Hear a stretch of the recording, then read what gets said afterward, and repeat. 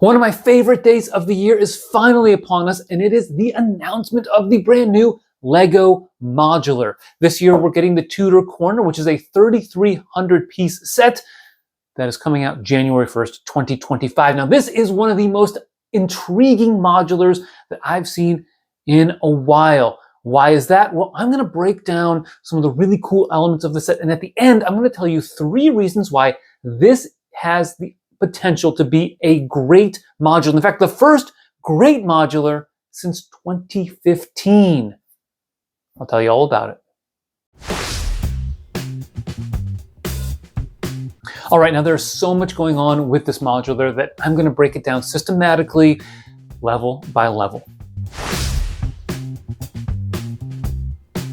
On level 1, you've got a pub called the Old Guarded Inn that is a reference to the classic castle set from 1986. The printed sign also has some goats in the top corners, which is a great reference to the revered Lego medieval animal. The dominant color is dark green, but you'll notice a lot of accent colors, including black, reddish brown, pearl gold, red, and dark tan in the building facade. Plus, you've got the green and purple foliage. The set designer has done a great job creating a dark pub-like ambiance on this level, but then you get a contrast. A light blue, tan, and black haberdashery on the right-hand side. Now this is similar to many other formats for modular buildings, most recently the Jazz Club, but the color combination is much better here. In some ways, this reminds me of the darker feel of the pool hall in the detective's office, juxtaposed with the light blue of Al's barbershop. There is a solo table outside the pub, which is pretty minimal. The Parisian restaurant and cafe corner each had at least 2 outdoor tables. You also get this chain barrier on the corner, which looks really cool and is maybe a nice reference to the Parisian restaurant. And it also makes nice use of the handcuff pieces in black, but doesn't really mesh well with all of the other corner modulars. It's the only one that has this detail. There are 2 other really important aspects to this first level. First, note the staircase on the left-hand side of the set. This is reminiscent of the Parisian restaurant that has a staircase on the right side, as well as the downtown diner, which has one on the left. This serves as a way to shrink the interior a bit, which is significant for my later analysis, so tune in for that. Second, there is an angled wall to the pub, and I want to say that Lego in recent years has really done an excellent job incorporating unique angles into many of its icons and other 18+ sets. This here is so well done. Now, why does this matter? It gives the set the feel of an old school building that was built on top of it. Also means that we're going to get a different build between the first and second levels. They're not going to match one another, which helps increase the build experience. There are a ton of fascinating building techniques, parts usage, and details on the exterior of this building. You have dark green 2x2x2 boxes that are used as part of the base of the building, and it's new in that color. The corner technique is a variation of what we saw on the second level of the Sanctum Sanctorum, which uses triangles, slopes, and a 2-wide wall. The Sanctum Sanctorum uses windows. Here, the Tudor Corner uses a dark green wall that has a sign for the menu. We do have the newer rectangular 4-wide wood door, which is interesting. The asymmetry of the pub, though, is also reminiscent of the cafe corner, as the haberdashery requires this. Asymmetry provides for a more unique building experience. It also means we are getting some 3-wide buildings in reddish brown on the left, which has so far only appeared in 2024's The Burrow. Also, note the 1-stud recesses for the windows. This adds perspective and texture to the exterior of the building, and the masonry bricks add even more texture to the exterior facade. While there are a ton of details on the exterior, we don't want to leave out the interior details in this video. Let's start with the pub, which has a dark tan floor, plus some light blue and dark gray 1x1 tiles on the floor around a counter on which rests an old school cash register. There are 3 seats surrounding the counter, which appear to be the only seats we have inside, which strikes me as maybe a little low. There are the usual flourishes behind the counter, such as mugs, bottles, a coffee machine, loose change, and a flower. Note the grills used on the flooring as well. There is a back door to the pub, plus another doorway that leads to the kitchen. There's a sink, grill, and bottles for ketchup and mustard in there, and there's a third door nearby that leads to a very tiny bathroom that fits underneath the stairs, similar to what we saw in the jazz club. At least there is some toilet paper though. The haberdashery is a tiny hole-in-the-wall establishment, but like the laundromat of the brick bank, it is effectively done. There are rolls of fabric along the far wall, a small counter, mannequin, and lots of spare hats. These details here demonstrate the quality of this build. The rolls of the fabric on the bottom shelf are all secured via snot techniques, and the flooring is a fresh pattern using the 2x2 tiles with cutouts. While there is a lot to love about the first level, there is one potential downside. The images show that there is the possibility that there is no full wall between the kitchen and the haberdashery, but we have seen LEGO do this in other modular buildings, such as the police station, where the shared wall between the station and the donut shop is not complete. Let's hope this section is removable for access, just like the top half of the stairway. There are a few notable building techniques and parts usage on the second level, which is primarily medium nougat, but also has some accents like black, dark tan, reddish brown, and more. You have the use of paint roller pieces for the flower pots, which is kind of similar to how the detective's office uses them as light fixtures. There's additional asymmetry with the rail on the left, but not on the right. The bent arms that we see on this deck are new in pearl gold. The other piece used here is one I'm actually not all that familiar with. I don't know if I've seen it before. On the left wall, a clock jumps out. It's not the first exterior clock, we saw one in the brick bank, but it is built with some great snot techniques and what looks like a new 2x2 tile with clock printing. The window on the left does a really nice job with the frame, as the tan borders and the 1x6 mud garden tan is included, which by the way is something we're getting for the first time in that color. The window on the right-hand side has a double frame, meaning that there's an immediate frame around the windows, and then there is a secondary frame that is the black candle pieces. Above that window, there are 1x1 plates with clips and the 1x1 round bar clipped in upside down. This allows the third level to come out one more stud in order to fit the geometric dimensions necessary for the Tudor work. The 1x1 plate with a clip and bar motif is repeated on the second level of the haberdashery side. We also see some round windows there, which provide a nice deviation from the flatness of the other windows. The interior gives us a clockmaker's shop, which is gorgeous. There are a bunch of clocks in various states of repair, a doormat, a rug, along with a door leading up the stairs to the third level, a fireplace along one of the walls that is between the two window segments, and even a bathroom under the stairs, or so it looks. I really want to give a shout out to the mini builds on this level. Yes, they're mainly clocks, but the one in the corner is particularly nicely built. The use of brackets flipped on their sides is a great way to keep the structure thin but sturdy. The other tall clock uses more snot work, flipping 1x4 panels in reddish brown on their sides, and incorporates a set of gold binoculars into the build. The third level exterior to this building though is special. It's unlike anything we've ever seen in a modular building, and the Tudor technique used here is actually different than anything we've ever seen for Tudor techniques before, and I dare say is better than the Tudor techniques that we see in the Lionites Castle and Medieval Town Square. Like those sets and their Tudor work, you use some brackets to begin the snot work to get the Tudor look, but unlike in those sets, instead of the Tudor staying horizontal or vertical, they go diagonal with the 1x2 tile. Now the key here is that the height of the Tudor section is 1 2/3 bricks tall, so the tile, being 2 studs long, fits in diagonally, which is a brilliant technique. In fact, it's possible we might see some studs upside down building for part of this as well.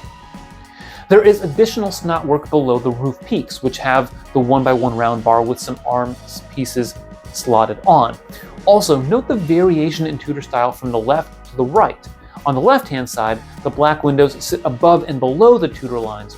On the right-hand side of the building, they form part of the line, and then the windows are filled with white inserts. The haberdashery third floor is not to be outdone though. Above the last row of light blue, there are some plates flipped on their sides. The window framing is snot, and I really like how they have those triangle tiles on their sides as well. Of course, the roof is brilliantly done with the dark red slope, and it really pops out. On the inside, we have an apartment with at least a couch, some rugs, a bookshelf, a fern, some beetles, and a cat tree. The beetles are a nice inclusion as those pieces have only been recently introduced as a Lego part. You'll probably see some other content on YouTube or social media that talks about this being the greatest modular of all time. And I'm not gonna go there yet. First, I need to get my hands on the set and build it to really get a feel for it. Now, I do own all of the other Lego designed modular buildings, and it's tough to be the greatest modular. But I will note there's something interesting that's been happening with Lego modulars as of late in terms of the idea of being great.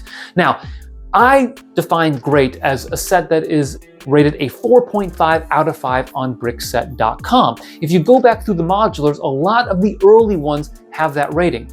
But the last one to actually get that was the Detective's Office back in 2015. That's right, it's been nearly a decade since we have a modular release that fans consider great.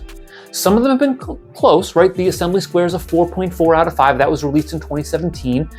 But all of the recent modulars, whether it's the Boutique Hotel, the Jazz Club, or the Natural History Museum, they're at a 4.3 or a 4.2. They aren't quite at that great level, and this one might be able to do that. There are 3 characteristics of the set that I think could give it that potential. The first one is superior execution. Look, this set is similar in concept to other corner modular buildings. The cafe corner has that door on the right-hand side. The brick bank has that laundromat there that's a small skinny section that provides variation in build for its 2 levels. This one, though, takes it up another level. Note the angle on the first level that is fantastic to help create some uniqueness around the building. There's also the dark ambiance of the pub, the dark green, the black, the reddish brown, the red, the pearl gold, all set that up really nicely. But other sets have used a similar combination of colors, and it's just too much darkness. The Ministry of Magic, or even some of the old Dragon Master sets from 2010, that lineup of castle, making that the dominant color, the dominant colors, really doesn't work out all that well. So what this set does is that it backs off of that darkness once you get to the second level. And as you increase from one level to the next, you actually get a little bit of a lighter color. And I think that really helps make this set appealing visually. It's not too dark. The existence of the haberdashery using that blue is a really good combination. I think better than the combination that we saw with the Jazz Club's dark red and the pizzeria's bright yellow. The second reason is I actually think this could give us a more engaging build than prior modulars. I think the Boutique Hotel did a really nice job. The police station was very, very good. But I think this one might be able to take it to the next level in terms of building experience. I already mentioned the uniqueness between the first level and the ones above it, but if you watch reviews by Tiago Catarino, who is a former Lego set designer, he'll talk about how the building experience is important for fans and the fan experience and engagement with the product. Now, why that matters is some of these icon sets, whether it's the Notre Dame or some others, have a lot of repetition in the build. This one doesn't look to have that. It has unique aspects and breakpoints throughout the entire set. Again, the first level has the pub, but the haberdashery. The second level has the clockmaker shop, but it has that light blue motif from the haberdashery carrying up to the second level. And then the third level, which has that great Tudor look to it. It's all different, and you're going to experience that. One of my least favorite modular buildings, and I'm unique in this because I think a lot of people like it, is the Grand Emporium, which is really 3 levels, and they're all very, very similar. The third reason this has the potential to be a great set is because it strikes the perfect balance between exterior detail and interior detail. Now, I've talked about this trade-off before. When Lego produces a set, they want to have it released at a certain cost. They are trying to have an appeal on the exterior to make it visually stimulating, but also have details on the interior that keeps builders engaged, but also may have Easter eggs. The X Mansion is a really good example of this. They dedicate a lot of the pieces to the interior so that they can provide many Easter eggs. This one, by having the staircase on the left-hand side, is similar to the Downtown Diner and the Parisian Restaurant, which also have staircases. Now, this allows you to shrink that footprint of the second and third levels, giving you more pieces to put on the interior if you want to use them. I will note that the Parisian Restaurant, despite this criticism, and that was criticized at the time, is rated a 4.5 out of 5 and is one of my favorite modulars of all time. The Downtown Diner, I think, is a little bit underrated, but it's a 4.4 out of 5 on Brickset, and it has those great details on both the interior and exterior. So that's why this one, I think, has the potential to be great. Now, is this trade-off worth it by shrinking the second and third levels? I think there are some fans that are going to be a little off-put by this, and I understand that. But I do think that overall, it is worth it, and LEGO's done a nice job of giving us that third level, unlike what the Brick Bank had and some other modulars that only had 2 levels. You'll note that when you look at the image of the Tudor Corner next to other modular buildings, its height is right there on par with the Natural History Museum, which is 2 levels, and the Jazz Club, which is 3. So for all of these reasons and the details that I pointed out in this video, I think this Tudor Corner has the possibility to be a great set, and I'm really excited to get my hands on it. Of course, one other thing I want to consider is the overall value, which I think is pretty good. I think it might even be excellent. $220 US, you get nearly 3,300 pieces, 8 minifigs, some cats, and some other really cool printed pieces. Now, I want to contrast this with the X Mansion, which is $100 more, over $100 more, fewer pieces, same number of minifigs, and lots of stickers. I think if you're looking at a modular building, obviously the Tudor Corner is much better executed. The X Mansion is modular compatible, but doesn't really have the same feel overall. This one really hits the home run, in my opinion. So I'm excited to get my hands on it, hopefully on day 1. Build it, review it, and if you're interested in seeing that review or any of our other 2025 early breakdowns, make sure you subscribe to the channel. Thanks for watching, and always remember to keep building together.